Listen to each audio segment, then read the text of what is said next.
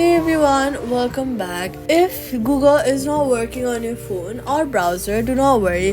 This is a common issue that can be fixed easily. First, check your internet connection because Google needs stable Wi Fi or mobile data to work properly. Try opening any other app or website to confirm that your connection is working. Next, go ahead and swipe up from the bottom of your screen, look for the app, swipe it away, completely closing it, wait for a few hours and then reopen it. Then, this will clear background errors and refreshes the systems. Also, head over to your App Store or your Play Store and then search for Google Chrome or Google and make sure your app browser is updated to the latest version because outdated apps often causes issues.